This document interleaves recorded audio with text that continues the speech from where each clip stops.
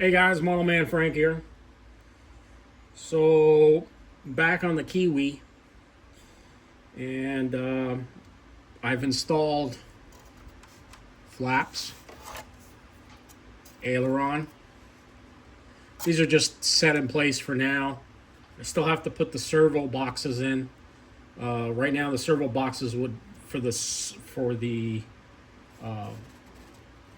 flap, which will be around like that, will be right here. And then I'll have a servo for the aileron right here. Why am I putting them next to each other? Good question. Because I can. I think having them next to each other, at least I'll be able to service them a little easier, and it won't get interference too much from the landing gear. The landing gear comes out to about here, and the wheel is right here. So I think it'll keep it from keep out of the way of the landing gear itself. It's a fixed gear, so I really don't want it in the way. Right here, what I did is I went ahead and epoxied the joint. I'm just spreading it out, making sure that the joint gets filled. This is not 5-minute epoxy. This epoxy is pretty fast, but I don't want it to go too fast. I want it to set up right. It's just to join. It's not to join the. It's not. It's not to join the wing together. I've already done that with the spar. It's to seal the joint, so no wood, nothing gets in, and it doesn't give it any too much play. I did it on the other side, and as if you see, this is where the fuselage sits right on here. Next will be to drill the 2 holes to put the pegs in, and also to set up the other flap on this side, and then the aileron to the back.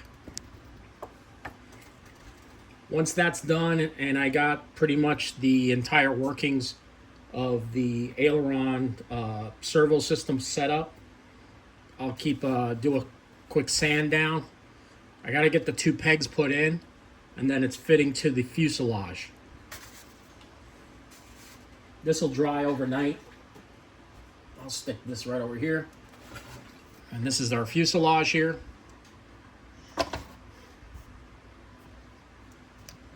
Everything's pretty set up. I have a landing gear, the nose wheel on order. And this is where my battery hatch will be. Also, this is going to come tapered up to the front here, and where the prop is going to be. The motor is going to sit right here. What type of motor am I going to put on this? Most likely nothing too big, nothing too fancy. I do have a 650. This could be the 650 for it. I could actually make it a front mounted motor, or turn it around and make it a rear mounted. Sky's the limit, really. So I don't know which one yet.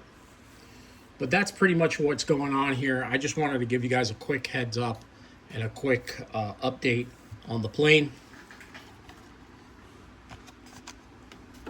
With the canopy, I think it'll look great. And but yeah, the battery will go in the front here to offset the give it a good weight and balance and such. With the battery tray right here, I'll be able to feed the battery in, and I think it'll be a good balance. I think a 2200 4-cell would be just perfect for this plane. What do y'all think? Leave a comment down below, and it'd be greatly appreciated. And we'll catch you on the next one, guys. Do me a favor, make sure you hit the thumbs up button, and follow me on my locals page for small updates on this. I'm giving more follow-up on that.